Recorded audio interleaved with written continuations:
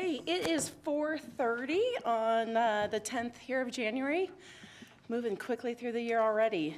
And we are going to start our work session. And I call upon Superintendent Vela to do introductions. Thank you, President Margell. First of all, I want to welcome everybody. Hope everyone had a great holiday break and New Year, brought the New Year in well. And I want to now, without further ado, want to turn this over to our Deputy Superintendent, Dr. Behringer, to introduce our session for today. Dr. Behringer. Great. Thank you very much, Superintendent Vela. Happy to have an opportunity this evening during this work session to give you our first update on the amazing work that our action planning teams have been doing around our strategic plan.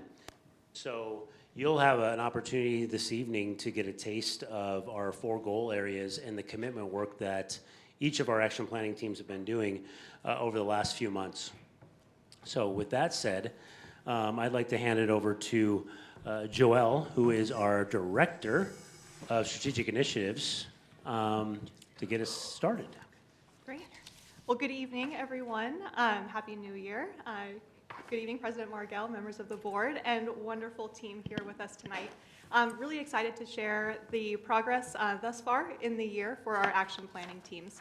As you may recall, the creation of our strategic plan in the 22-23 school year and the adoption of that this past June has set us on a wonderful trajectory, and we're building a strong foundation for where these initiatives will take us over the course of the next 5 years. So as we get into the programming this evening, this will be the first of a few different updates that you receive throughout the course of the year, kind of to this end. So you hear from all of our teams throughout that time. But it'll also be accompanied by resources such as what you have in front of you, which is a comprehensive update from all of our teams. This evening you'll be hearing from select teams, and we welcome the opportunity to answer any questions you have about that work. All right, so as we get in, I always like to start us off kind of grounded in the framework and what our process is designed to create. So as you may recall, this last year included our work of the creation of the strategic plan. So through that process, we're intentional about centering stakeholder voice as we kind of filled the buckets, as it were, for the different strategic plan goals. Now as we move into the implementation of that work, we know that that will be accompanied by the evaluation of this work as we understand the progress and the impact of that for continuous improvement. And that this work is intended to be ongoing, cyclical, and often intersecting. We know that we will learn more as we do more, and we want to take those opportunities intentionally throughout to improve and grow alongside the work. So with this, in action planning, there are 4 key outcomes that we endeavor to produce. One of those is really to look at the coordinated strategy. So when we talk about our strategic plan goals and how that manifests in a single year, being our priority initiatives, how those strategies are producing the outcomes we intend. Through that work, we'll be able to really center the performance and impact data. I know there's been questions about that with the board as well, wanting to see the progress of that throughout the year, in addition to at the summation of the year with our annual reporting. We also, through that work, very much in the spirit of continuous improvement, our teams will be getting together regularly throughout the year to look at that data, to revisit strategies, to listen to the voices, ideas, and perspectives of different stakeholders to further inform how we move forward. And that work is, again, intentionally ongoing throughout the year. Through this work and through the communications, resources, and materials that we're producing, we're intending to increase the transparency, accountability, and awareness of these different initiatives and the outcomes therein. So with that, you'll see different resources created, such as what you have in front of you, but also you'll be hearing from one of our groups tonight that'll speak to some of the additional pieces forthcoming that will be really looking at strategic plan accountability. And also, as we think about the intersection, how all of these come together in our action planning process, we are building and living systems coherence. So as we think about the structures for this process and who we'll be hearing from this evening, wanting to kind of revisit the structure here with our steering team, inclusive of our leadership teams within the district, our labor partners, our goal focus areas, and the action planning teams therein, represented by the orange circles. So within each of our goal areas, we have priority initiatives, which is our areas of focus this year, how we're building that foundation longitudinally over 5 to actualize our strategic plan. But those priority initiatives for this year are what those teams are built around. And so this evening, you'll be hearing from select teams about the progress of those initiatives and hearing more about that work as the year goes on. So with that, wanted to kind of set the foundation for additional information to come from our groups in our action planning updates. So as we move forward into some of the updates on the presentations from our groups that have joined us this evening, I'll be introducing each of our goal areas and talking about the priority initiatives that have been set for this year. As I mentioned, when we think about the 5 years of the strategic plan, our focus year to year will drive those priority initiatives. And so we'll talk about what those are for each of the goal areas, highlighting the 1 or 2 you'll be hearing from in each area. And then you'll hear from those groups, the progress that they've made so far and where they're headed. All right. Without further ado, we'll jump into goal 1. So goal 1 in our strategic plan is focused on preparing students to be global citizens. There are 3 3 priority initiatives within our goal 1 focus. The first being the integration of the academics and behavior and social emotional supports in multi-tiered systems of support. We have also recently done some curricular adoptions really focused on early literacy, and that being a key priority for our district when we think of the urgency around our literacy data. And finally, the new and expanded partnerships within STEM and CTE to create new and expanded opportunities for students to engage in that experiential learning. And this evening, you'll be hearing from 2 of these groups. First, we'll start off with our MTSS priority initiative, and then we will jump into our CKLA and Caminos implementation. Good afternoon. I'm Sherry Simpson. I'm the Director of Student and Family Support Services, and this year I've been part of the Action Leadership Team along with Cynthia Green, Christine Corbly, Randy Heath, and Christy Kerr. And so we have both student services and teaching and learning working together on this integrated plan for academic and behavior supports. Before I go deeper into this initiative, I just wanted to define MTSS for you guys.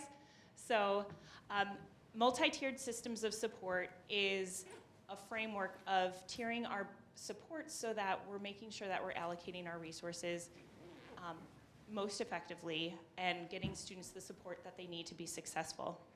So we talk a lot about our Tier 1 resources, and our Tier 1 resources are things that are available to all of our students. It should serve the majority of the needs of our student population, things like our behavior expectations that we have across our building or our core curriculum. Those would be those Tier 1 things that are available to all of our students. And then we have layers of other needs. So we have our Tier 2 layers, which is another support that is available to students if they're not making progress with Tier 1. So that is a smaller group of students. And it could be towards an academic skill, that there's a small group working on an academic skill, or it could be like a small behavior group. And then we have Tier 3 supports that are for a very small part of the population. Less than 5% of our students should access Tier 3 supports, and that could look more like intensive behavior supports as far as like a behavior plan, that type of thing. So in Kent, we're not new to this work. We have been doing MTSS across our district for years. All of our schools have MTSS teams that focus on behavior. We also have a lot of academic supports that are in place for our students. What we're looking at right now is integrating the supports so that we have some alignment with our behavior and our academic supports. And we know that behavior and academics go hand in hand.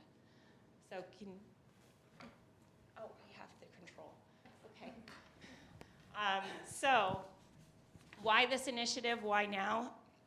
If you look at a lot of the legislation across the state is really pushing a lot of MTSS within legislation the past couple of years. So you see this written into discipline law, you see it written into the dyslexia legislation, attendance law, the new comprehensive school counseling bill. We should be looking at a lot of our different initiatives within our district with that MTSS model. One of the other things that I wanted to highlight in here is identification of students with learning disabilities. It's very clear that they're moving towards an MTSS model instead of a discrepancy model that's been used in the past. So there's a lot of different bills and initiatives that all have this MTSS focus. I can hit next. I got the next. Thank you. So the outcomes that we're going to try to have for this year, we want to, as an MTSS action planning team, we want to define clearly across the district what we're defining MTSS as with this integrated model. We want to be sure when we're defining this that we're thinking not just of our special education learners, but we're thinking about our multilingual learners, we're thinking about our highly capable learners and how are they fitting into our integrated supports model. We are coming up with common definitions of the tiers, guiding principles, best practices for tiers, and then we're aligning our resources to the tiers of supports. And then continuous improvement cycle. MTSS is a continuous improvement cycle. So just like a lot of businesses, MTSS uses that plan, do, study, act model. A couple of examples of this. So every year, our schools are doing something called a tiered fidelity inventory in which they're self-assessing their MTSS processes within the school, and then they're building plans and looking at their student data based off of that throughout the year and adjusting their plan throughout the year. They look at their tiered fidelity inventory multiple times a year to ensure that they're meeting those goals that they've set for themselves. And also in this past year, we have 6 schools that are participating in PDSA training, specifically around literacy. So I'm going to pass this off to Cynthia. Thank you. Good afternoon, everyone. I'm Cynthia Green. I am the Executive Director supporting teaching and learning for elementary. And I'm pleased to speak to you tonight about our core resources implementation, which includes Core Knowledge Language Arts, CKLA, and Caminos. Caminos supports Spanish language arts. So this initiative, Why Now? Thank you for your support as a school board. Last spring, you supported us adopting a new ELA curriculum. And this year, we are working hard to ensure that we are implementing it well. With curriculum, literacy is a priority for us. We are really looking at instructional best practices aligned to the science of reading with this resource, and we are moving to a structured literacy approach for our students. We want to ensure foundational literacy skills are built K-3, that our students are reading with fluency and automaticity, and that comprehension is strong as we approach intermediate, elementary, middle school, high school, and beyond. So now that we have this curriculum and this resource, we're working really hard to support pedagogy, ensuring that we have the right instructional tools and support and processes as we implement it, supporting our teachers and supporting our students. There is efforts to increase coherence around instructional pedagogy, including practices for instructional routines, foundational literacy, vocabulary, and comprehension. So next slide, please. The outcomes and key strategies, we're really looking at prioritizing foundational reading instruction.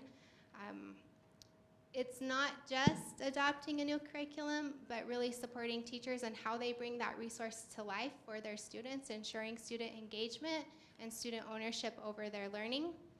Through professional development, we're increasing teacher efficacy and measures of implementation.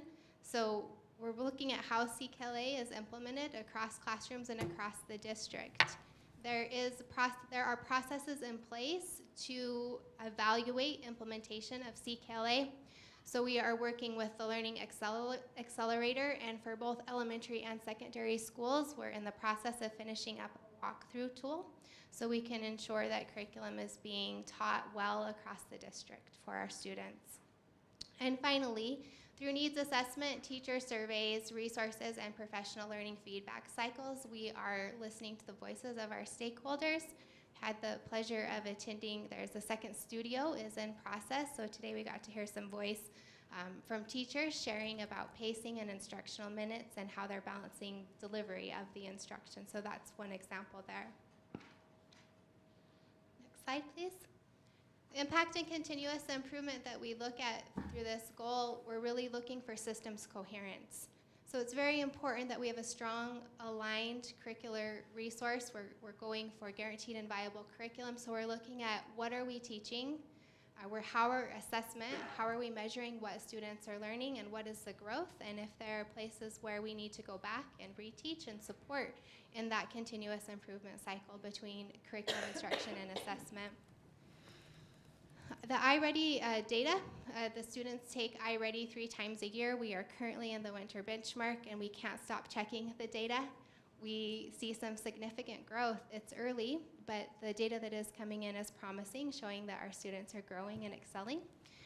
We also look at SBA results. We have feedback on CKLA implementation, needs assessment implementation matrix. This has been important as we go in through the studios. Our principals are working hard as instructional leaders and supporting staff and how we are implementing the resources and learning the resources. The Learning Accelerator is helping us with the bigger evaluation of implementation of CKLA, and then the literacy walkthrough tool, like I mentioned, for elementary and secondary. So student data is demonstrating increased growth and overall proficiency, and we look forward to sharing that data with you down the road. I'm going to hand it back to Joelle. Great. Thank you, Sherry and Cynthia. So next we'll introduce our Goal 2 area, where similarly we have 3 priority initiatives supporting expanding student, family, and community partnerships. So our first priority initiative is focused on student leadership opportunities. So we really want to think about how student leadership can look and feel, and expanding those supports to schools to make those opportunities a reality. Evaluating and implementing enhanced tools for unified communications looks at how we can bring greater coherence and streamlining processes that will bring information out to all of our stakeholders. When we think of our students, families, our community members, really wanting to look at how we're communicating with different services. And then finally, evaluating the implementation of partnerships, in particular the areas around mental health, which has been a big investment for our district, especially over the last few years. So wanting to ensure that we continue to make those investments where they're making a difference for our kids. So this evening, you'll be hearing from our group focused on creating student leadership opportunities. So I'll turn it over to Director of Equity and Strategic Engagement, Simone Hamilton. Thank you, Joelle. Good evening, everybody. It's always a pleasure to be here. I will say that normally I speak really freely and openly with you guys, but I was on a tight limit this time on when I needed to get this information to you all. So I may be looking at this paper because I want to make sure I get you the information, but in the time limit that I've been given. So to start, though, if you can go to the next slide, I want to read aloud this quote that we included, because when we were answering the question as a team, like kind of why now, why this initiative, we really leaned back into the research that was used by the strategic plan goal team at the time when they created this. And the author of that research and of this quote, Ken Robinson, really hit the nail on the head when asking that why. And the quote reads that education needs to be transformed. And the key to the transformation is not to standardize education, but to personalize it.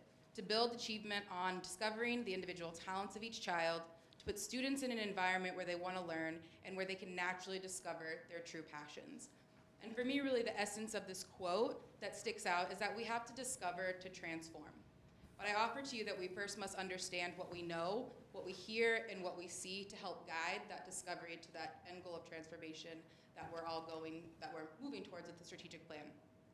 We know from quantitative and qualitative data that our students' needs are ever evolving and increasing. Additionally, more now than ever, students and families need flexibility and individualized supports built into their learning and not seen as an add-on or extra for them.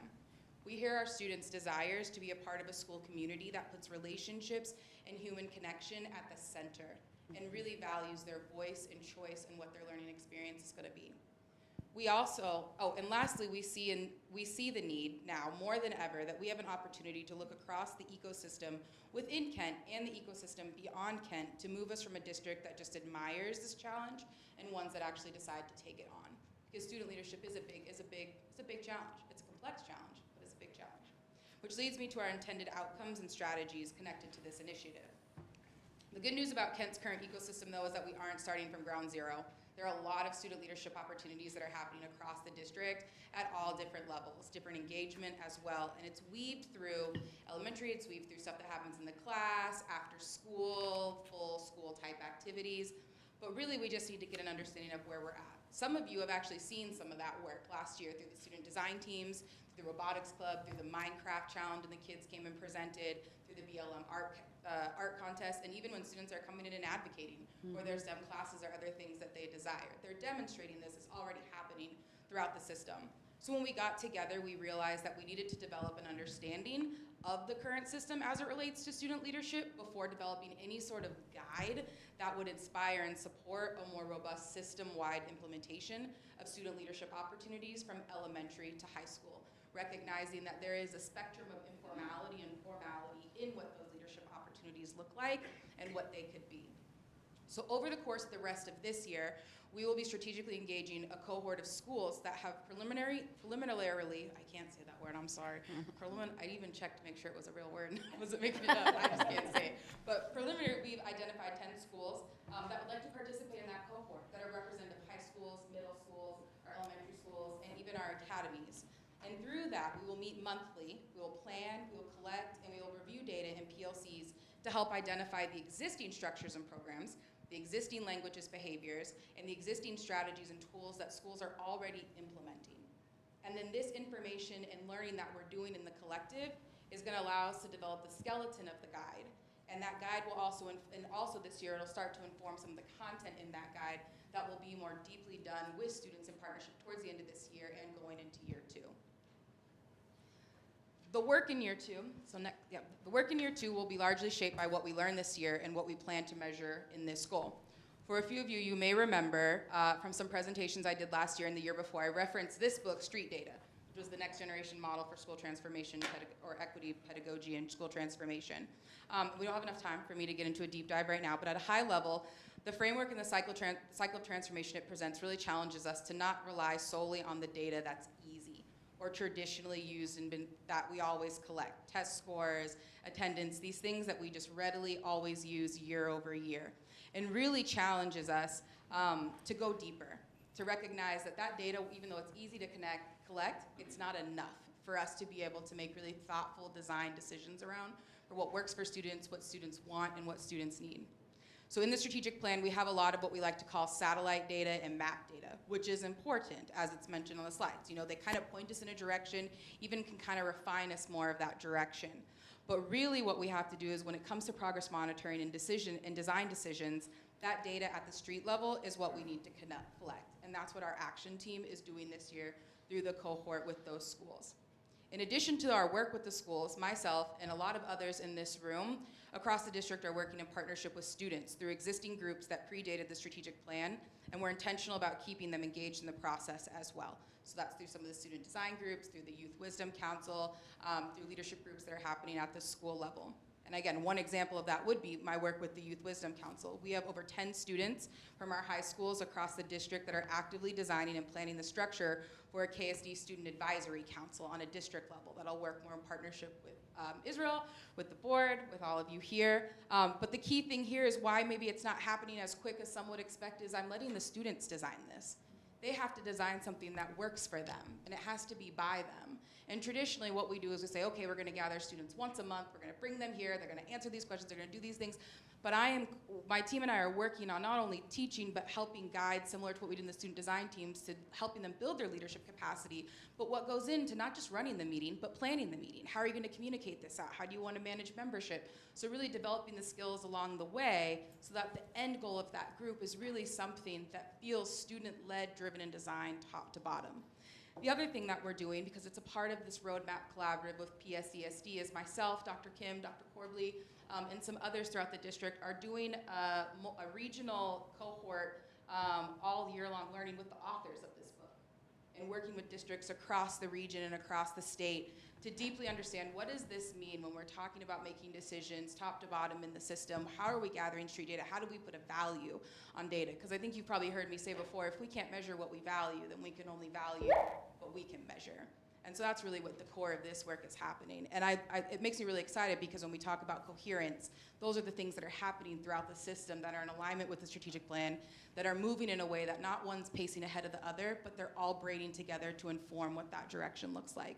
So again, there'll be more I can share with you and others through the coming months of the year, but thank you for your time and attention, and I'll pass it back. Great, thank you, Simone. All right, headed right into goal 3, which is focused on building equitable systems in school environments, and 3 priority initiatives.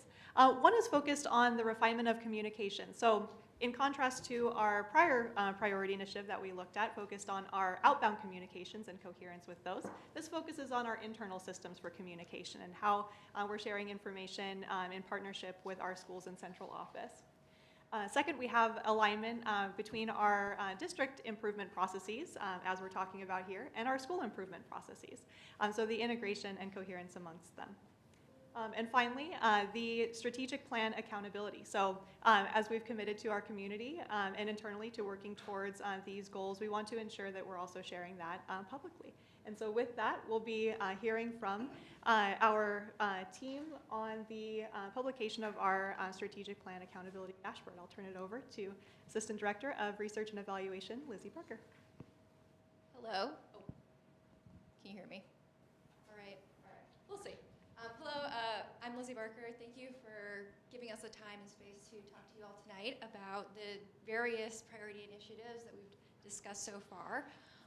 The one that I will kind of dig into tonight, building really off of what Simone was talking about in terms of the satellite, the map data, and the street level data, really kind of focuses on those high level perspectives around the satellite data, the map data that really informs tracking and monitoring for the strategic plan.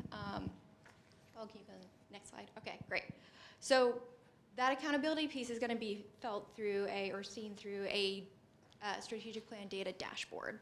So the end result of this strategic initiative will be focused on a public-facing dashboard for the community, but really what's embedded in that process is much deeper than just a tool itself that's being produced. So we wanted to base this purpose behind creating and prioritizing the data dashboard in 2 key kind of like concepts. The measurement and monitoring piece, so we wanted to create a system to track our progress and really think about that from the beginning of the strategic plan implementation process. So instead of picking up mid-cycle or towards the end of the strategic plan implementation in 2027, 2028, we really wanted to see from the beginning, how are we on track? And are we on track to achieve our goals over the next 5 years? So thinking about this dashboard as a way to create a sense of accountability for the district towards our community. And we also wanted to create this sense of transparency and trust. So we're building this dashboard as a sense of being transparent within our community, showing our results on an annual basis, but we also wanted to build it in a different way than we typically build our data dashboard. So we can actually probably move into the next slide here about, let's go back one, about the key strategies that we'll use to build the data dashboard. So like I said, the outcome will be a public-facing data dashboard, and I can share a little bit about what the rough outline of that will look like, but we'll work collaboratively within the KSD community, internally drafting and developing different data systems to collect that data across our district and school teams, but then also want to work collaboratively with our community. So thinking about not just from the district level, what looks good, what makes sense, but intentionally connecting with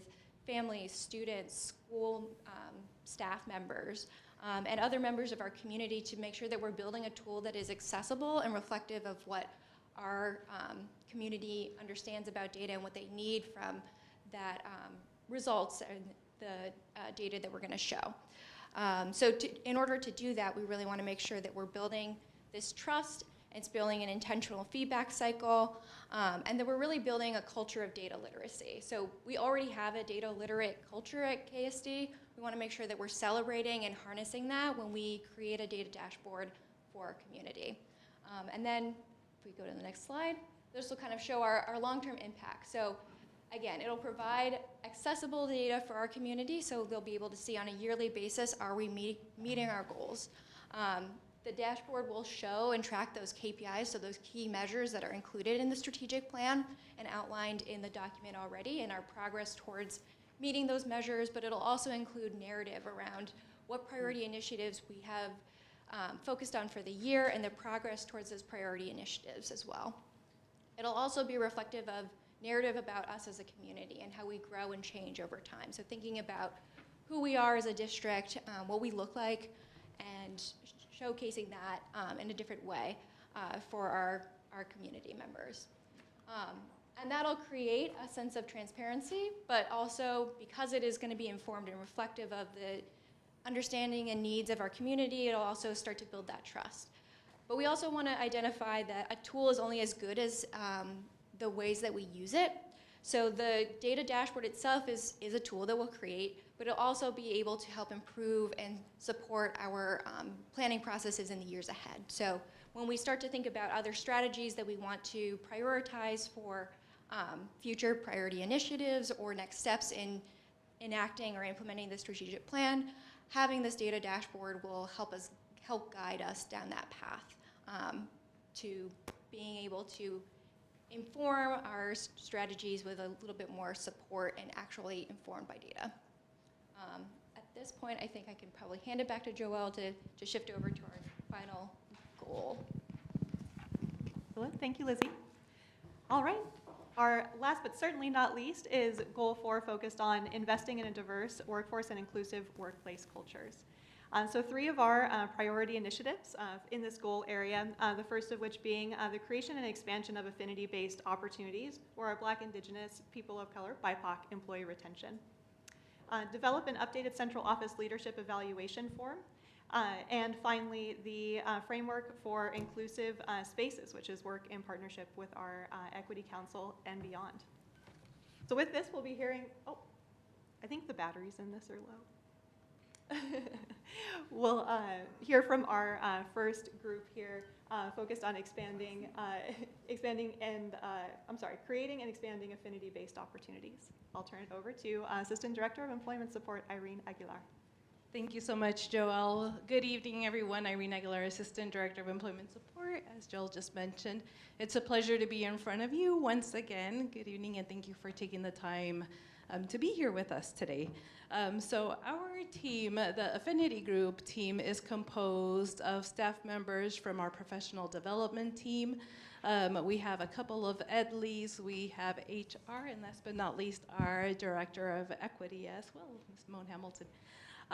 So within this group, we know that we do have, can you go to the next slide, please? Sorry. So when we first started talking as a group, we were able to identify some affinity groups that are already out there within Kent School District, but it just hasn't been made as public, and that is part of the work that the group wanted it to do. One, to be able to set up a structure for what affinity groups in Kent School District will look like, you know, who's gonna be there to be able to support those groups, and then moving forward, for any future staff members that would like to create an affinity group, what would be the structure for that? So first of all, our team started looking at, well, let's go ahead and define what an affinity group is here for Kent School District. And for those of you that are not familiar with affinity groups, or maybe have heard their term, but not exactly the definition, an affinity group is classified as a group or faculty staff that they all come together and they're linked by a common purpose, ideology, or interest. And most importantly, they have a safe place and safe space for them to be able to gather, to be able to openly have communications about what issues are important to them. Many affinity groups have a facilitator that will lead some of that work. And what we're trying to create is also create that feedback loop for these teams to be able to have a way to communicate what they have been found, what has been found, like I mentioned, just additional resources that they would need. So why this initiative and why now? So this initiative supports our first 2 commitments from our strategic plan that we worked on last year, most importantly, creating that culture of belonging amongst our staff with responsive and affirming practices. So we know that retention is recruitment, and we wanted to make sure that we are able to create those safe places for our staff to be able to gather and be able to share those common interests. And why now? So research does show that affinity groups are directly related to inclusive spaces and creating that culture of belonging. So just having someone that you can relate to without having to I'm just thinking in myself, you know, I speak Spanglish. So when I am with a group that I'm able to communicate a little bit more where I don't have to explain or double think, that's refreshing to me. And so to be able to create those opportunities for our staff. So next. So the team, what we began doing at the beginning was getting together and really combining all of that research that we all had around affinity groups, and then being able to ask those questions, you know, well, what resources are needed for current and maybe future groups? So one of the things that we did want to do is invite additional voices to the table. So we were able to meet with a facilitator from PSESD. KSD works a lot with the PSESD group, so be able to hear from them, being able to share with them what some of our thinking was around it, be able to get some feedback from them, as well as additional resources and information for our team to listen to.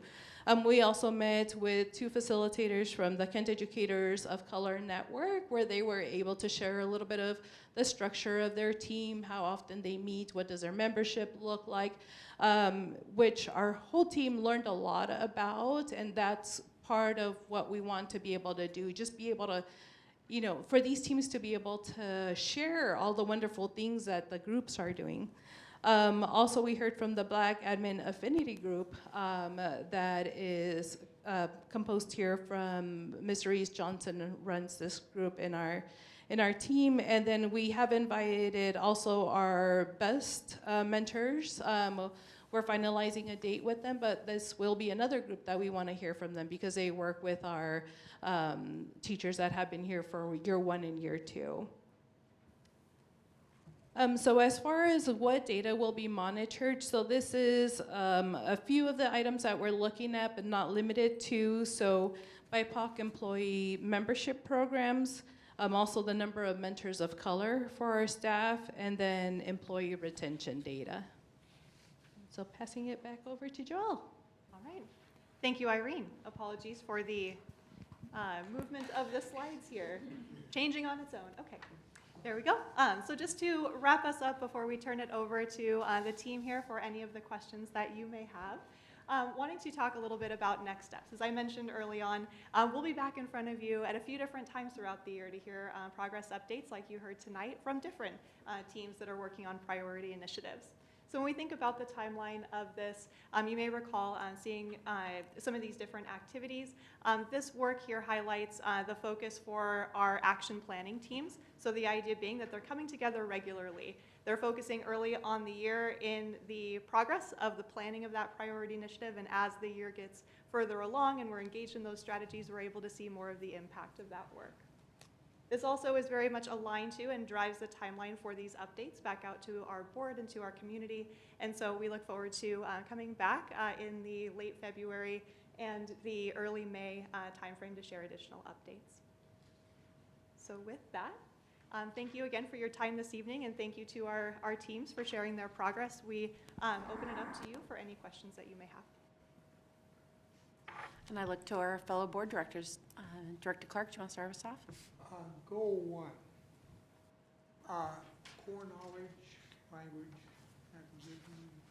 Okay, so I see internal and external issues with a sustained data-driven program.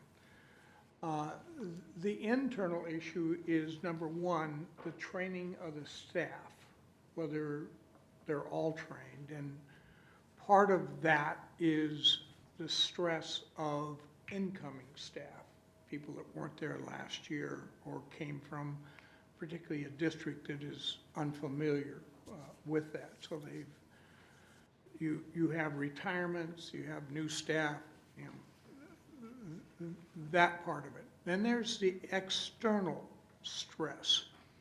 And the external stress for me is what happens to the classroom teacher when you have A, obviously high turnover within the building, and B, the inescapable mathematical restriction, what is class size? So the things that influence that, among other things, is obviously your assessment tools and keeping pace with the challenges within that. And so one of the things that I would like as a piece of data is the actual class size and then the influence of incoming students when there's that turnover.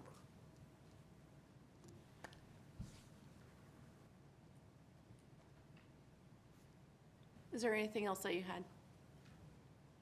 Great. Director Song? Thank you so much for sharing. That was all very informative. I have kind of a list of questions. I'm newer at this, so I'm going to try to condense as much as I can. So the first part, going into the first initiative, just a couple questions, and we don't have to have answers today, but just where my train of thought going is, one, what is the timeline for the strategic planning and the implementation of developing that cohesive and holistic MTSS for the year? And then also, what are those deliverables? What are the objective definitions and identified stages that you guys are projecting, or what does that trajectory look like? And then also wanting to know, what does the fidelity checklist look like? Who's maintaining and monitoring this? Coming from the community and having some exposure and experience with students from the Kent School District, I ran into lots of things like, let's use IEPs, for example. I have seen countless IEPs where there are a lot of copy and pasted content. I've seen wrong names, I've seen wrong genders, wrong classes. And so when we talk about gathering the fidelity of the implementation of MTSS, what does that actually look like? And who's responsible for monitoring and reporting back?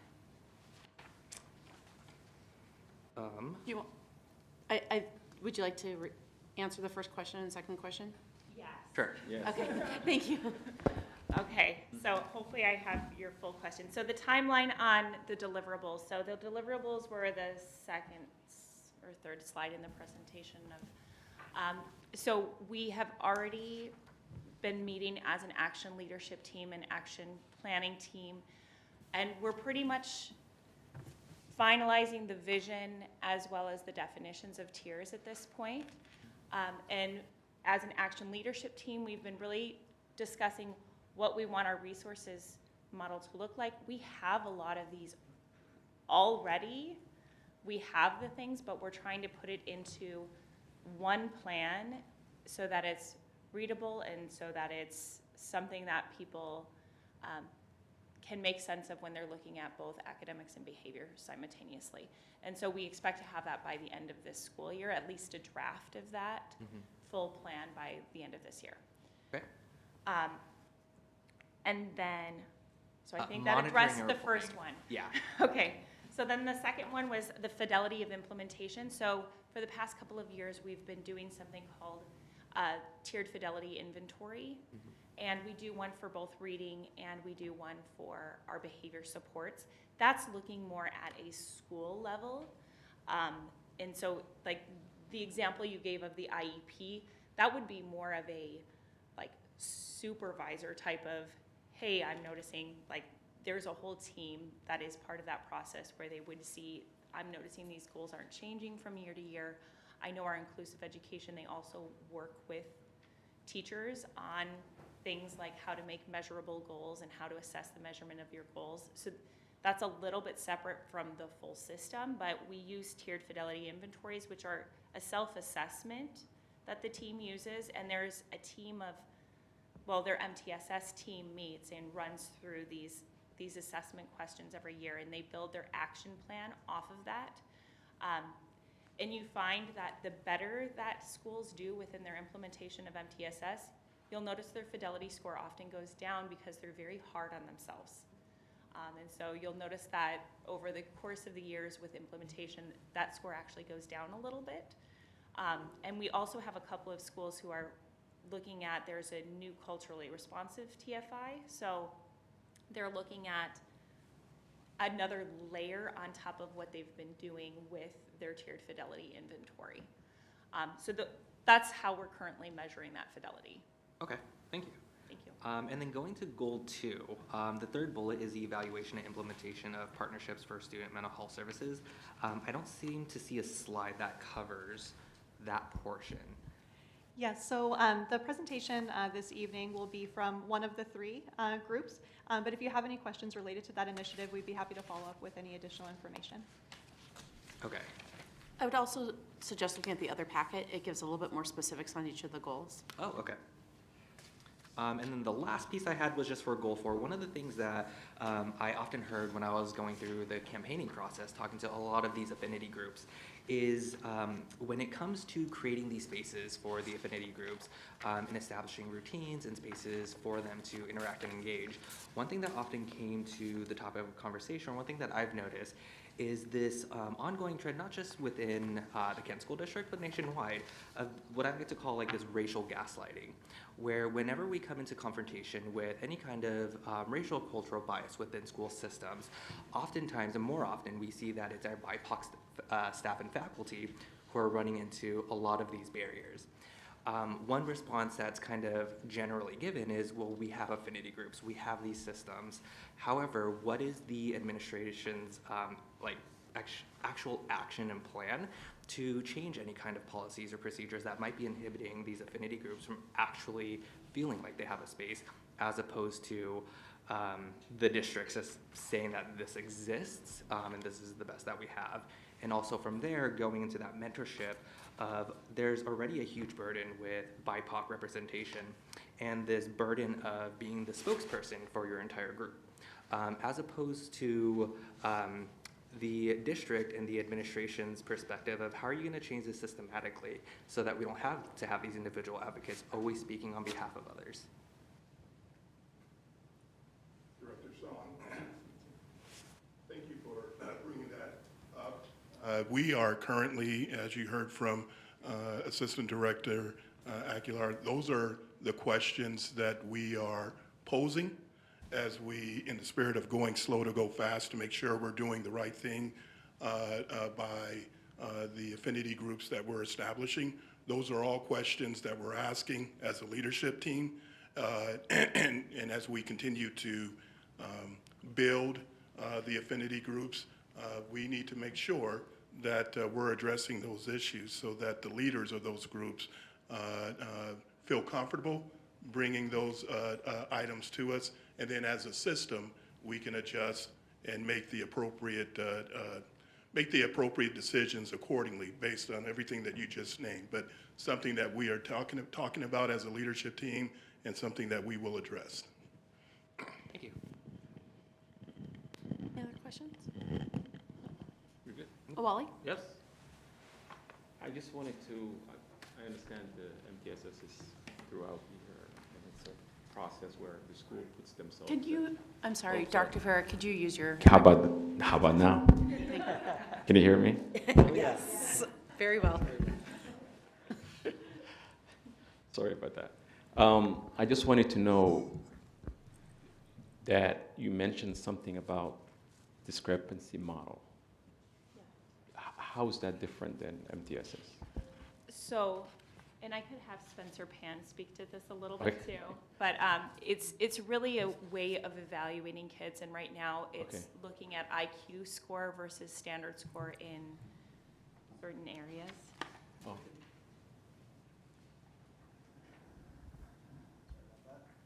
So I can speak to that a bit. Okay. With how we do evaluations, especially in special education right now, one of the prevalent models is that discrepancy model. So we look specifically at, is there a statistically significant discrepancy between academic achievement or some other areas and cognitive ability, right? There's clearly a lot of research out there as well. For many years, this has been a conversation that is not a really valid way of making those determinations. Right. And so as a state, and really, I think from an ethical and moral perspective, Right. there is finally traction and movement towards a better model of making those determinations. And so these requirements, so when you think about how you do these evaluations, there's also a system and structures that create enforcement of saying, please move in this direction and do evaluations in this way, right? So we can say this is the ideal way of doing business, Right. but until it's a requirement, it is easier to conduct a academic evaluation and a cognitive evaluation and determine on a discrepancy table whether that discrepancy exists, rather than going through kind of that full process of determining what are the individual student needs, Right. what does that really mean, is this a student truly with a disability or not, right? It's also based on some assumptions, I think, and we can talk a lot more about this and happy to follow Right, up in right. more detail. Okay. But the discrepancy model was built on some assumptions that we know now, I think, as a organizations, as a Educators. Yeah. country, Right. right? That some of those things aren't as static as one might think, right? A cognitive score is not as static of a measure as one might think it is, and that was the assumption I think a lot of these things are built upon. So you have a static cognitive score. I just Right. want to add that the language in the legislation talks about the discrepancy model Right. overqualifies students of color with special education. That's it. So when you talk about morale, Yeah. it's really focused on that. Exactly. Thank you. Okay, all right. I looked at the packet for the mental health side. One of the statements made here tonight was that the active participation and policy work around systematically changing the mental health accessibility for students is a big priority. It is the shortest and has the least amount of words and characters. Also was the only thing not mentioned with the slide. And so I'm just wondering, what does priority mean for this group? And then the second part with the mention of the IQ, is Kent School District, I guess, are there any plans to kind of follow along with the state's decision to remove the IQ requirement for a lot of the benefits and accessibility requirements through like DSHS? We know now through a lot of research, IQ is an arbitrary number that is based on decades of predominantly white middle class males. And so when we look at IQ and it being a potential barrier to services, with other agencies getting rid of that, what is Kent School District's stance? And I think there's a couple different items here. I think we can follow up in more depth around that. But I think you captured it, Director Song, overall in terms of the awareness that IQ is not being very clear about what it is useful for and what it is not, right? There are benefits to its use, and as any other assessment or any other metric, it has its utility within the scope of what it's meant to be utilized for. I think to your question around, what is the district's stance around it, I think it depends on under which auspice we're talking about. For identification, some of those conversations, we're moving a lot further away from that as a primary determinant, right? And that's already happening regardless of where we are legislatively or otherwise. And we rely on our experts within our own community to do that. So our school psychologists, our school-based teams, our teachers and medical staff, in those, for the IEP process, through the IEP process, with the parent, talking about what that really means. So I don't want to shortchange the fact that it's a more complex discussion, but I think you highlighted the key detail, which is understanding the utility of that particular metric. To your other question, I would say Joelle had kind of outlined that. As we come back across those interval periods, we're going to be shifting the focus in our presentation time across those other areas. So tonight you heard from 5 of those particular initiatives. We're going to come back with those other initiative areas that are on the sheet but maybe didn't get the airtime tonight. But we are also welcome to any of those questions and outlining that information in subsequent follow-up. Thank you. Just to follow up on that, I noticed that near and dear to all of our hearts is probably CTE and STEM, also something that with 6 minutes left, we didn't get a lot to. I think that there's several things that we're looking forward to just hearing more about, and just know that time constraint tonight doesn't allow for all of that. So thank you for that follow-up. We really like to, because of time, I'm just gonna ask a couple of questions on different goals, so just so that we can quickly say. I just have to ask, how are we making sure that, how are we engaging community to make sure that they brought along with understanding that student? And the dashboard, what mechanisms, what are we able to measure? What can we see the dashboard, and how can we make sure that the dashboard has the necessary data so that we can see what, it doesn't mean that we're always gonna see something positive. I also wanna hear what is not met, so therefore we can look at the dashboard and see what can we improve. And the last one is, how do we know the measurement of what is the percentage where we are on increasing BIPOC educators, so that we know where we are, and then we can measure where we are a year from now? And you don't have to answer that question because we don't have much time, but you can send me email. We definitely. I can just speak really quickly. Because Lizzie actually helped us develop a dashboard for recruitment. So we already have a dashboard that Lizzie created for us. I believe it was about 2-3 years ago or so, where we have been capturing it. So we capture year over year. That is based on the data that gets, the S275, the data that gets sent over to OSPI for the report card. So it is a year ahead, but we do have a dashboard where we're tracking all of that year to year. And I'll add, Director Clark, you asked for the retention rate last week, and we are at 86% across the system. Retention rate, our goal is 90. And we, from that dashboard that Lizzie is working on, we can disaggregate that data, right, the way that we want. So we'll make sure that you guys have access to that information. Thank you. And sorry, I'm absolutely giving you time. I just want to talk about the dashboard. I think that that's an important point. I would like to see, one of the things I don't love about the OSPI dashboard is it shows a point in time instead of where'd you come from. And we know that where you come from is a big determinant. And so I really hope that we see that in our dashboard, is where you come from.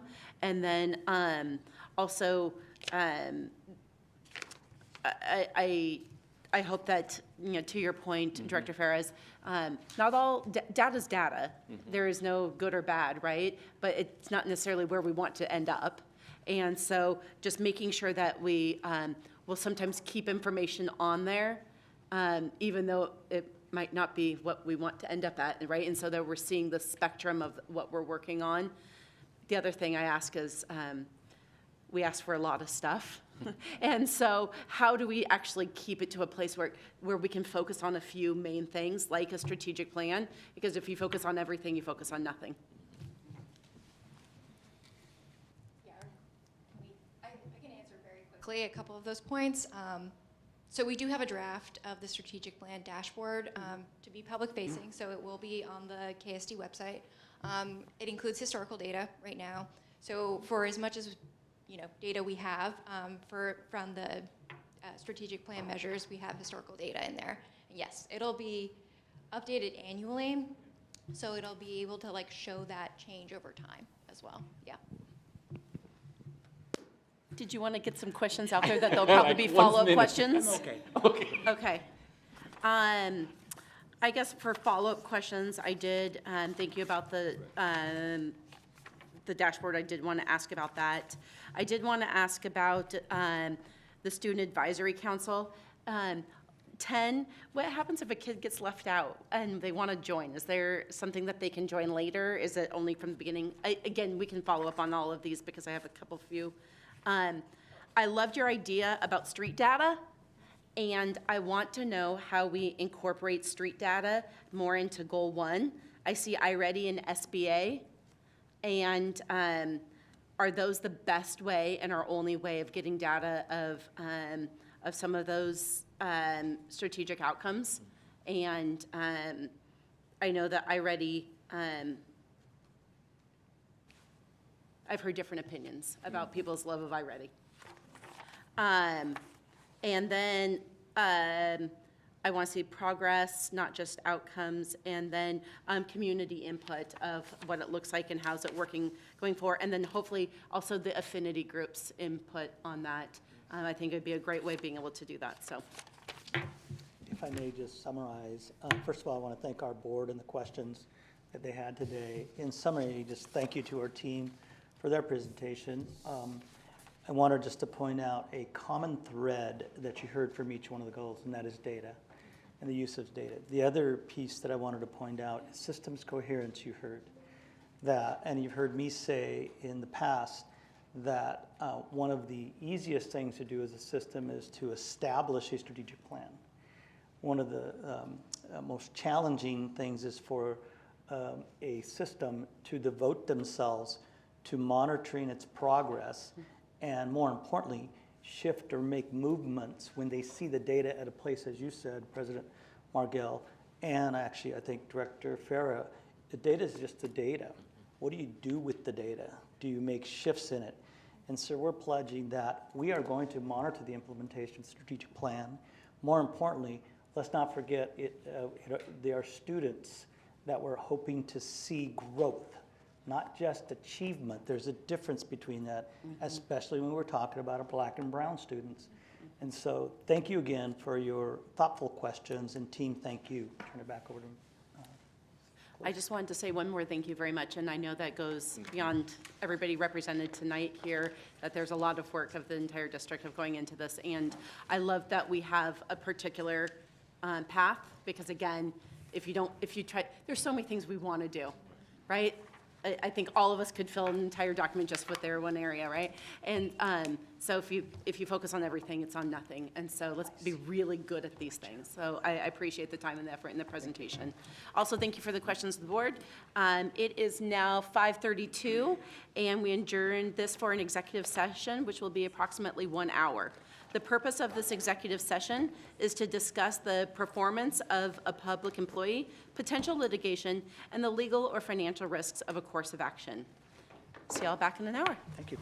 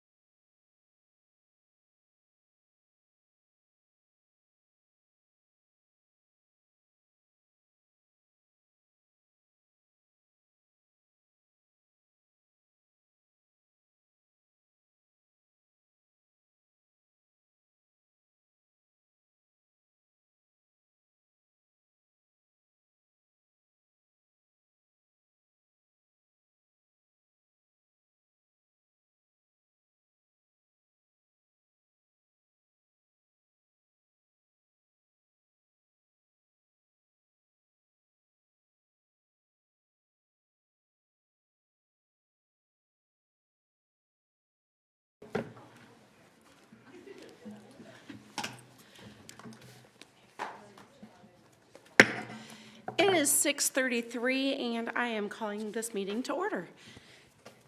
And first thing we're going to start off with is roll call.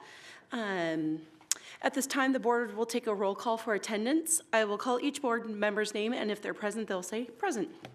Director Song? Present. Director Cook? Present. Director Clark? Present. Vice President Farah? Present. And President Margell, I'm here.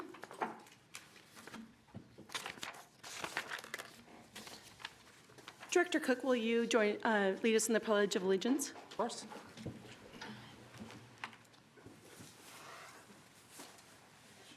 I pledge allegiance to the flag of the United States of America and to the republic for which it stands, one nation, under God, indivisible, with liberty and justice for all. Well, thank you. It's good to see so many people in the audience tonight. Welcome. This is a meeting of the Kent Public District Board, which is held in public to comply with the Open Public Meeting Act. We welcome the public's participation in the board's meeting and thank those of you that have come to this meeting and those who are viewing via live stream. I'll just remind everybody to try to use the microphone so they can hear us on the live stream too. The purpose of the board meeting is for the board to conduct its business in public. During the meeting, the board will listen to but not respond to comments from visitors. Whether made verbally in person, verbally on video, or written, comments are limited to a total of one per person per regular board meeting. One additional comment per person may be submitted for a public hearing topic if there is a public hearing on the agenda. All forms of public comment are subject to Chapter 4256 RCW Public Records Act. The public may comment at regular board meetings in a manner authorized by state law.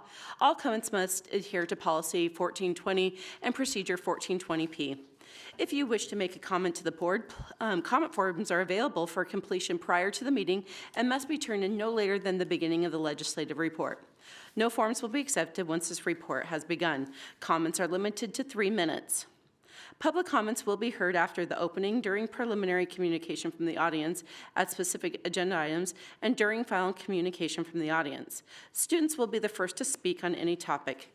We want to make sure that they have the ability to get home and finish homework and get up for the morning. Please state your first and last name prior to the beginning of your testimony. We may stop you and ask you to do that if you fail to do so. We want to know who you are. Abuse of public comments personally directed towards the board, staff, or students will not be tolerated.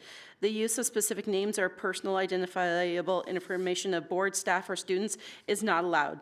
Board members or KSD staff members may interrupt or terminate an individual's statement when not adhering to Procedure 1420P. All comments, whether verbal or written, must adhere to the standards of civility as defined in Policy 1400, meeting contact, order of business, and quorum. Let's just be nice. If you are seated in an overflow room, come in here, we have seating. There is a brief delay in the live stream audio. We will allow extra time for you to make your way to the boardroom after your name is called. Individuals with items for the board or superintendent must provide the items directly to safety services staff. Approaching the dais during the board meeting is not allowed. Any items turned in will be provided to the board and superintendent following the meeting. We are now on to Section 1.06, Land Acknowledgement. I invite Director Clark to lead us in the land acknowledgement.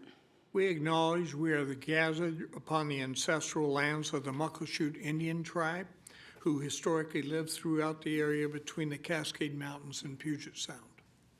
Thank you very much. Item number 1.07, agenda review. Superintendent Vela, are there any changes to the agenda? President Margell, there are no changes to the agenda. Great, thank you.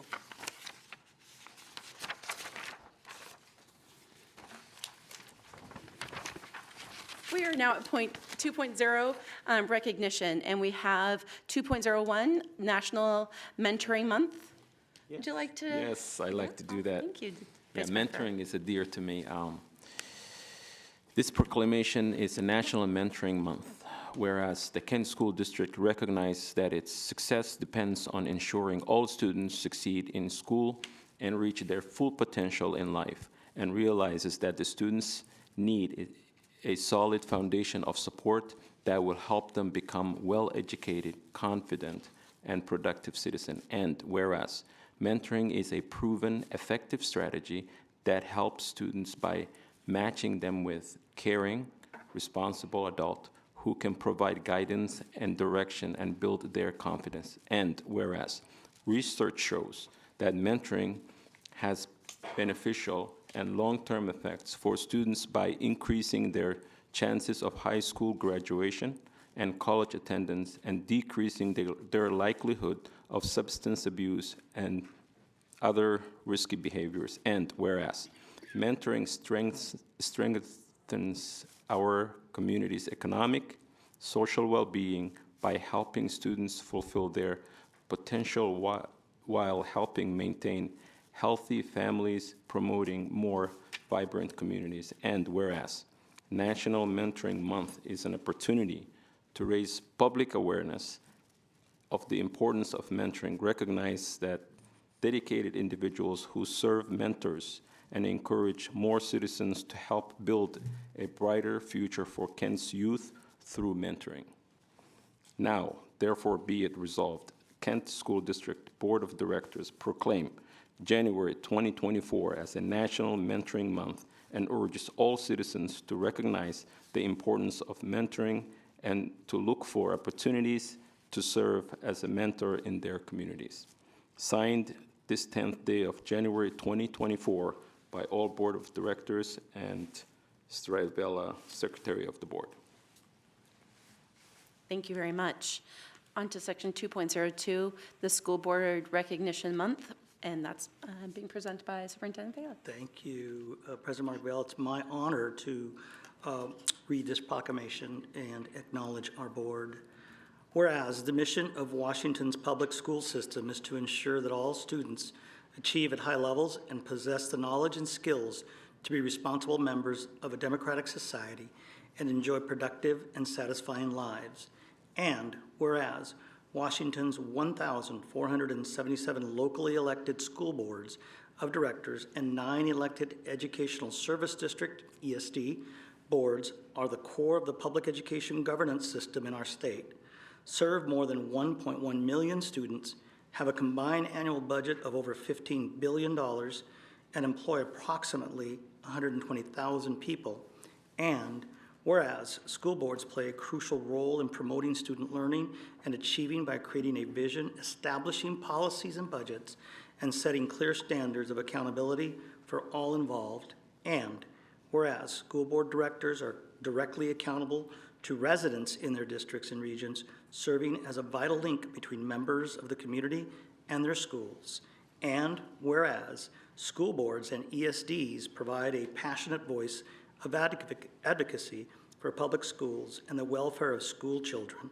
And whereas it is appropriate to recognize school board directors as outstanding public servants and champions for public education. Now therefore, I, Jay Inslee, Governor of the State of Washington, do hereby proclaim January 2024 as School Board Recognition Month in Washington, and I encourage all people in our state to join me in this special observance. Signed this 8th day of December 2023, Governor Jay Inslee. I'd like to now move to some celebration of our board. Go to some public comment, which we have prepared, I believe. Is that correct?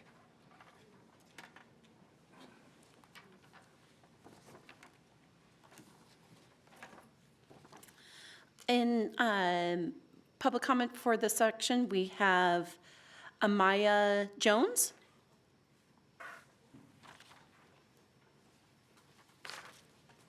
Good evening, board members. My name is Amaya Jones, and I am the ASB president at Kentwood.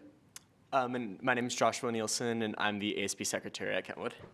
In honor of School Board Recognition Month, we would like to present you with this poster to your left, made by Kentwood leadership classes, welcoming the new board members elected to the Kent School Board and our new board president. We are excited to see what you do to help the students and staff in our district.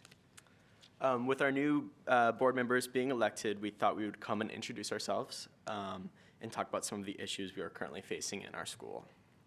We are struggling with our school's attendance. We have groups of students that skip class periods every day with zero consequences. If they are asked for a pass or to go to class by a staff member, they ignore them or make harsh comments and are allowed to keep going on with their day. Our building is also in rough shape. We have days with no heat in many classrooms. Our sound system in the gym is outdated, making assemblies difficult. In some of the boys' bathrooms, there are no mirrors. Toilets are often out of order. In many parts of the school, like our commons and like our auto shop and wood shop, need to be remodeled. They haven't been changed since the school was built in 1984.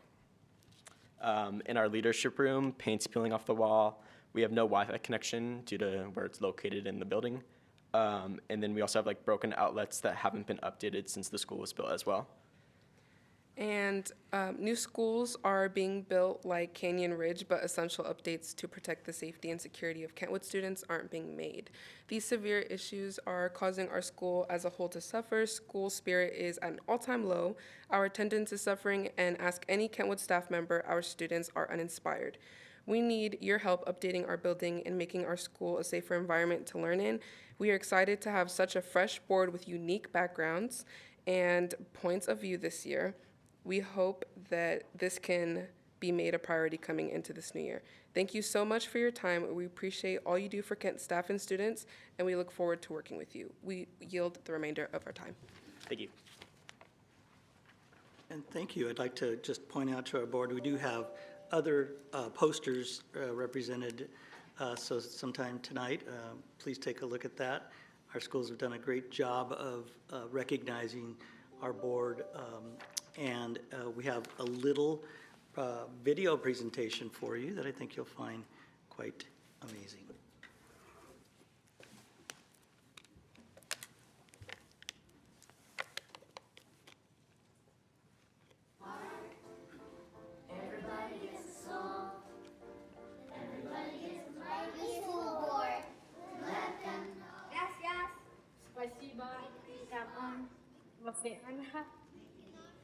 Merci.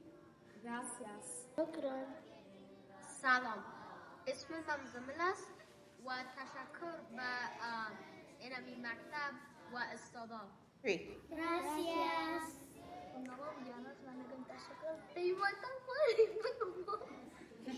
Thankful for our friends and family, and grateful for the air that we breathe, and appreciate everything that we have today. Hey, hey, let's be generous. मेरा नाम शिबाज है, मैं like करता अपनी teacher में. Hola, yo soy Andrea y les agradezco mucho para esta escuela y me gusta.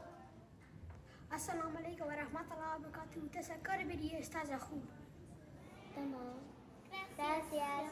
Thank you, school board. To those in need, we can be nice. We can be nice. We can all share. We can be growing together when everyone shares. So on the days when it's feeling tough, and it seems like you don't have enough, well, let's be thankful for our friends and family, and grateful for the air that we breathe, and appreciate everything that we have today. Hey, let's be generous. Anyone who has less than us, it's good to be compassionate. So ever since the day you were born, yeah, you got a lot to be thankful for.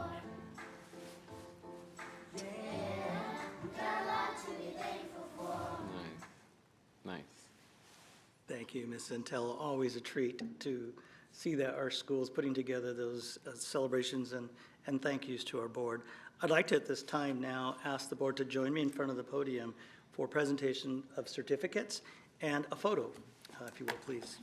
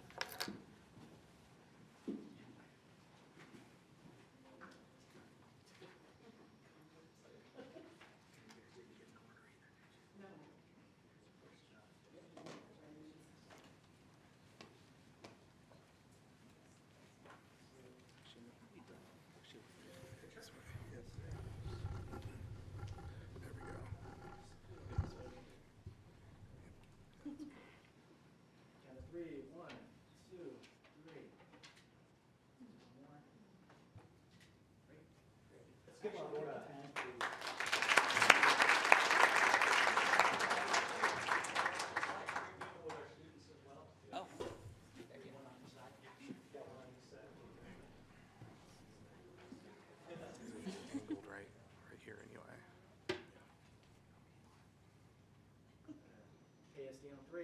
1, 2, 3. KSD. Great, thank you.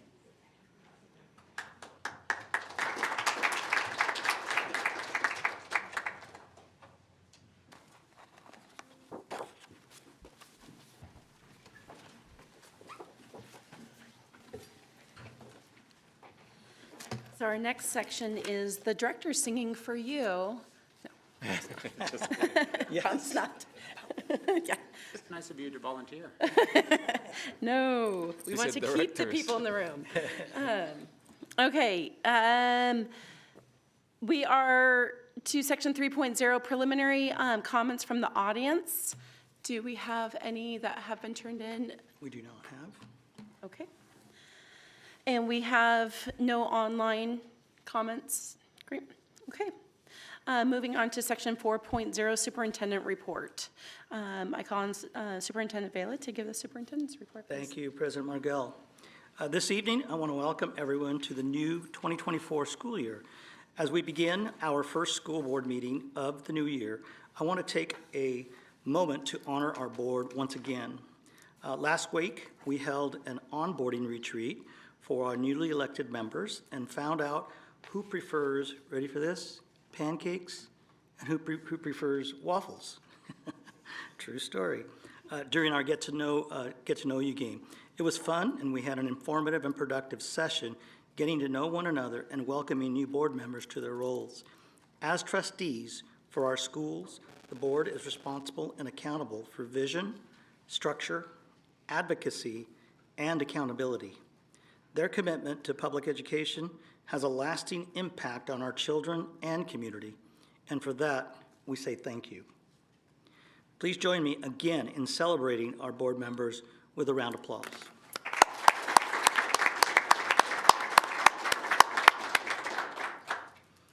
At this time of year, people commit to goals and visualize what is possible for the coming year. To that end, we are charting a course for the Kent School District to continue evolving to meet the needs of our students. And to do this, we must remain fiscally responsible while honoring our commitment to our goals and values of equity, excellence, and community. This is vital as we move forward to provide a space where every student feels like they belong and can focus on their learning. Together, our board governance team is setting the compass that will help guide decision-making and planning in the coming year. As we plan for the future, I would be remiss if I did not mention the Capital and Technology Levy. We will be bringing a resolution to the board for approval because these funds are essential to the success of our students and preparing them to be global citizens. Recently, I attended the regional superintendent's meeting where the 2024 regional districts legislative positions were finalized. These positions include the following: update staffing allocations, increase special education funding, support capital facilities, support pupil transportation, and support basic education compensation rebase. The proposed positions and solutions are a significant investment in our educational system that will lead to student success. And speaking of student success, I am so proud to announce our 2023 graduation rate has increased to 90.7%. This is also significantly above the state's graduation rate of 83.6%. There are many factors that support this graduation rate, including our amazing teachers, administration, and support staff. We take pride in our graduates and dedicated staff members who work tirelessly to ensure that students receive the quality education and essential skills they need to embark on a successful career paths. We also thank our families at home who support our kids every day. To illustrate this point, recently I learned one of our graduates from the outreach program, otherwise known as TOP, has earned a bachelor's degree. I want to congratulate Mr. Paul Butler on this achievement and recognize that he is the first TOP graduate to receive a 4-year degree. Congratulations to him and his family, and to the top staff members who supported him. As the proclamation regarding National Mentoring Month was read earlier, it brought to my mind the many mentors that have helped me throughout the years. I want to express my gratitude to the mentors and mentoring programs that have dedicated their time and effort to making a positive impact in the lives of young people. Mentoring programs play a crucial role in empowering young people and providing them with guidance and support that they need to succeed.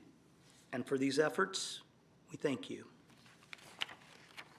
A few days ago, President Margell and Vice President Para joined me at Kent Ridge High School, where we observed students preparing for the 9th annual Martin Luther King Jr. rally. We were able to watch them practice and spoke to the students who actually were the scriptwriters and the staff as well. Thank you to the students who are participating in the rally and to the staff who facilitate the celebration of life and communities and commitments of Dr. King. I encourage our community to attend the rally this Thursday, tomorrow evening, at Kent Ridge High School beginning at 7.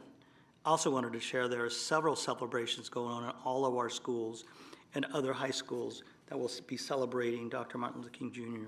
as well. As I conclude my report this evening, I want to thank our staff for the strategic plan presentation earlier this evening during our work session. I'm confident that with the diligence and dedication of our staff, we will be able to achieve our shared vision. I look forward to the future and to continuing to make meaningful progress towards our goals. Thank you, and this concludes my report. Thank you very much, Superintendent Vela. Okay, pause for dramatic effect, and to give anybody a last moment to turn in any cards, as we're about to move on to 5.0, the legislative update. Okay, 5.0 legislative update. Any remaining comments cards need to be turned into the blue box at this time. And I'm going to call on Director Clark to give us the legislative update. So the first wholesale statewide lobbying effort will take place on January 29th, and I will be down there on January 28th to get 4,000 rules on what must be covered and how it must be covered.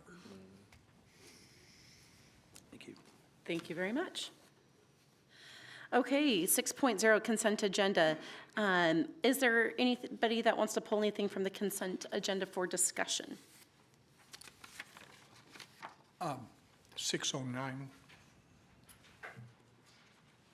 I'd like to take a look at 603, 604, and 602. 603,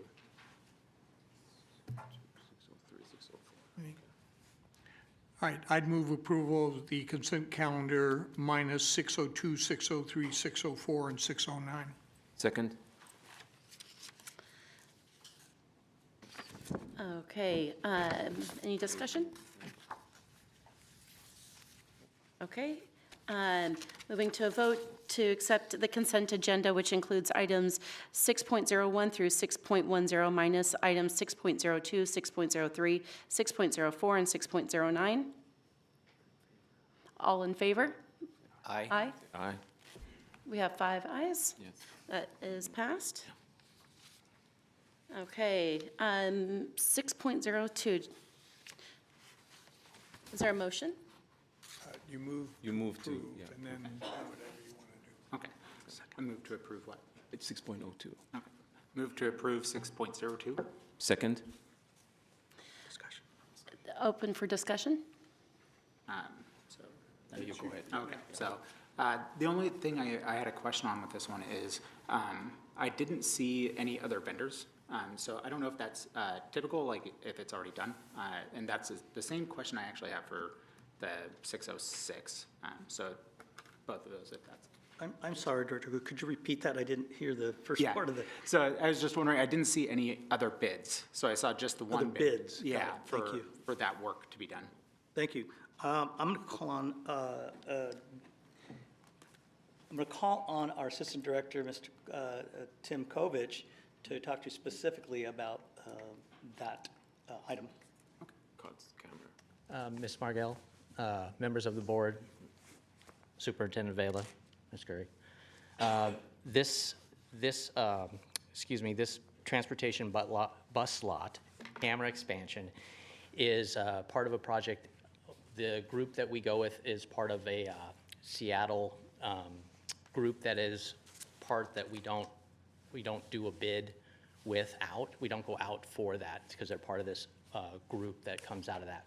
So we go with them. There are other vendors that are also part of that group, and so there are multiple vendors that we access from that. So I see. That makes sense. Thank you. Okay. Thank you, Mr. Kovich. Is there any other discussion on this piece? No. Great. There's a motion on the floor for approval of 6.02 transportation bus lot camera expansion. All those in favor, please say aye. Aye. Aye.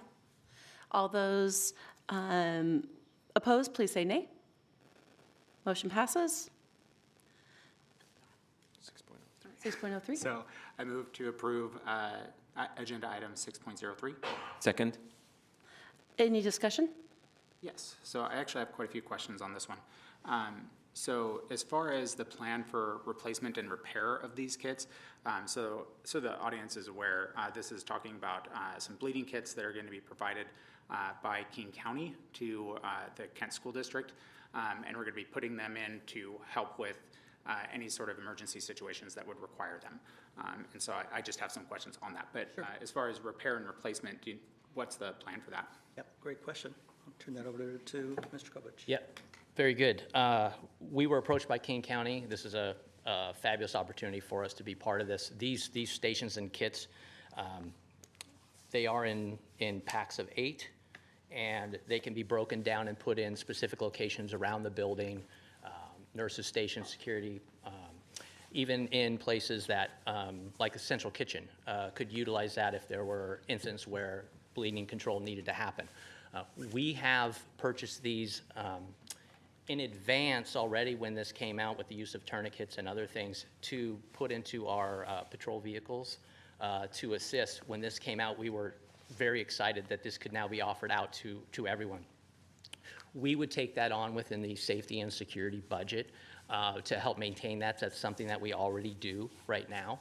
And so because we would be aware of it being utilized in our schools, and we'd be able to bring that back into our budget and do that. The training is also something that we would connect with King County and the people to come to the schools and help with that training piece too.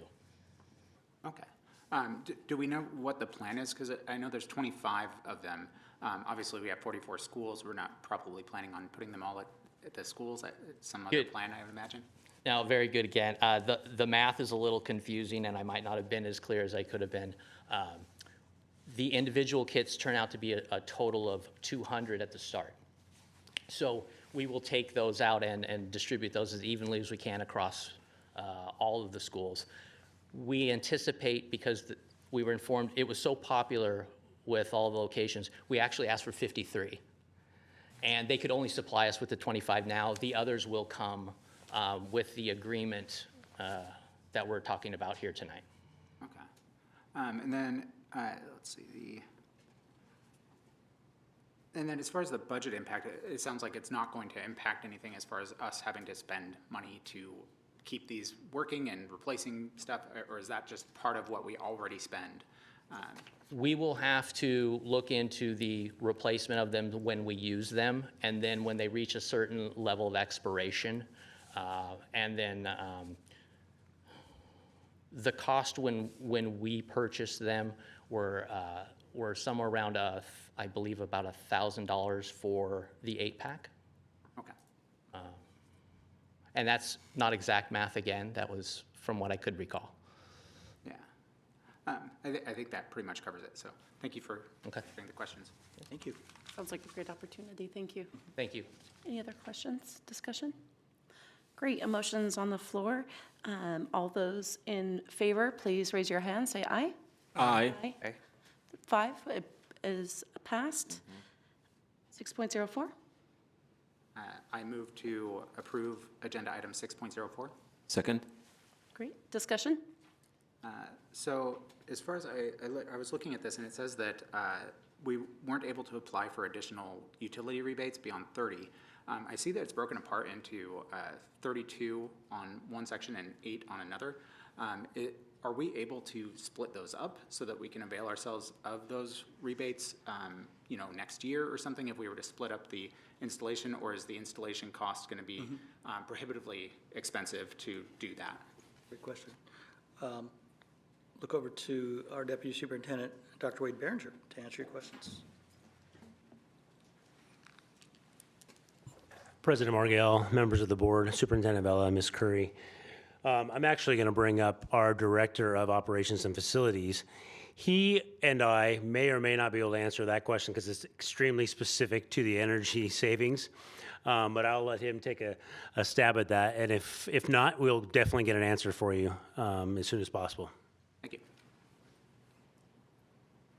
Good evening. Thank you for the question. So let me understand, you were asking if there's a rebate on the labor and not just the... Oh, no, it said that there were utility rebates for the lights themselves, and there were, it looks like 40 lights being purchased, and they were split up 32 and 8. Is that because they're different locations or? Different sizes. Oh, okay. Yep. And I guess my question was if we could split that so that we can possibly do it another year and then get that rebate for those other lights that are beyond that 30 lights. Well, this is an upgrade for the whole field, so the whole field will be upgraded to LEDs this year. We wouldn't want to do half now and half later because the field right now is incandescent lighting, so you wouldn't want half LED and half, old lighting. And the cost to just repair the lights that's there is similar to the cost for the upgrade. We don't know today what rebates may be available next year. They kind of ebb and flow based on demand and supply, obviously. That makes sense. Thank you. Okay, you're welcome. Thank you. It's also nice to hear the environmental impact of moving from incandescent to LED. Great. So there is a motion on the floor to approve 6.04 Kent Meridian High School baseball field lighting upgrade. All those in favor, please say aye. Aye. Aye. 5 approve. And then on to 6.09. Move approval of 609 gifts and donations. Second? Open for discussion. Just want to acknowledge Pine Tree Elementary received $450 from Dorian Photography. Cedar Valley Elementary received from the Adopt a Classroom organization a gift of $1,000 in equipment. And Kentwood High School received from the Washington State Interscholastic Judo organization judo mats to the tune of $15,352, which is spectacular. Nice, that's great. Thank you very much. There's a motion on the floor for 6.09 gifts, donations, and/or memorials acceptance. All those in favor, please say aye. Aye. Aye. 5 in favor. Motion passes. We are now on to section 7.0, informational. These items are solely for the information of the board, and these ones in particular are procedures that go along with policies that have already been approved. Moving on to section 8.0, communication. We had none given to us, so we are moving on to section 8.02, board reports and discussion. I'd like to start with Director Song. No reports or discussions for me today. Great, thank you very much. Director Cook? I would just like to say thank you to all of the staff in the district for everything you've done for us as the board. Being this first time of us having a month of board appreciation, it's very, very nice to hear from everyone. So we're really happy to hear from you. Thank you. Thank you very much. Director Clark? I just want to congratulate all the schools and the efforts they made for Martin Luther King assemblies and the remembrance of that in terms of what it means to us today. Thank you. Thank you. And Vice President Farah? Yeah, I just wanted to remember that we went and visited the kids who are doing the assembly for the rally tomorrow night, which I'm looking forward to being there. And I really encourage every one of us to go there because this is important. And the kids worked hard, so I saw the work, so it's really important. I also want to make sure that I want to thank the staff that has presented to us tonight. It was very informative, the strategic plan and what the things that we learned from and how we make sure that we measure ourselves and to know that where we are and where we're reaching and the gaps and how we can take advantage of the opportunities. I also want to thank the rest of the board for that retreat that we had. It was really nice, and all of us had learned so much from each other, and I want to make sure that we continue doing that so that we can cohesively lead this district to where it should be. I'm very happy to hear that our graduation rate is 90.7, and is that perfect? No, but it will be perfect if we all work together. So that's what I want to also mention. And lastly, I want to say I want to thank the staff. This is why this district, it is what it is. My wife and I moved to this district because of this city because of the school district, and you can see how, and you can see why.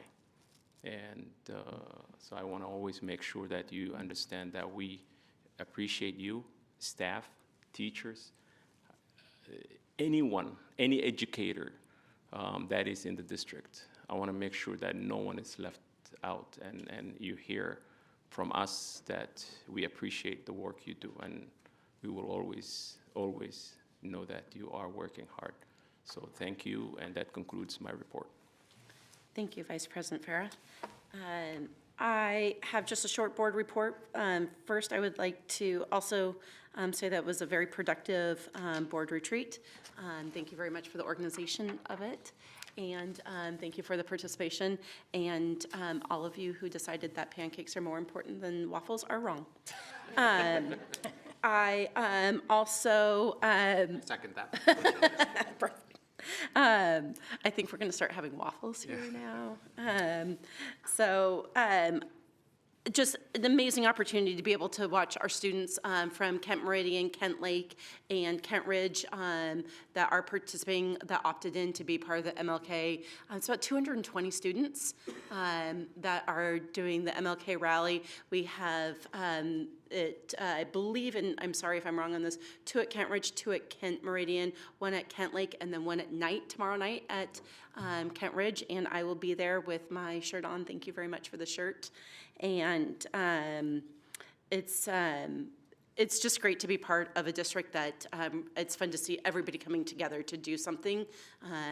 And then also seeing that other schools are opting to do their own thing and doing it in their own way. So individualizing that.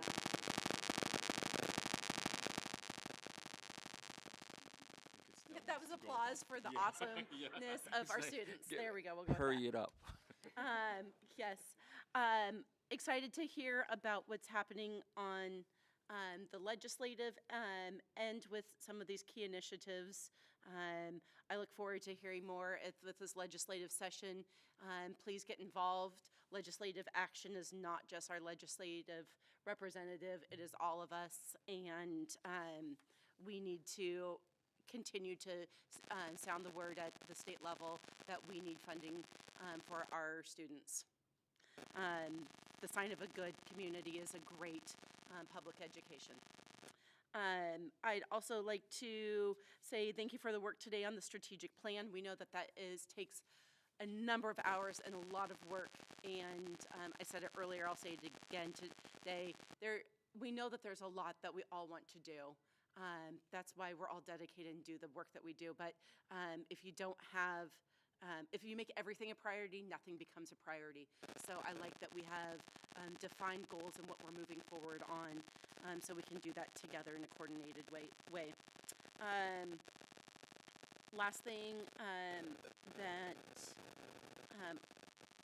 I wanted to say on this one is thank you to our students, especially our high school students. I know that we are coming up on midterm or end of the semesters, and this is a stressful time. Thank you for coming and taking the time tonight to speaking to us. We appreciate that. Thank you for the links and organizing that at your school. But also thank you to all of our students in our district. I will always end on that. We are here to serve you. Thank you for what you do every day. And thank you for making KSD the great place that it is. And with that, I end my board report. And I'm going to go ahead and adjourn the meeting at 7:14.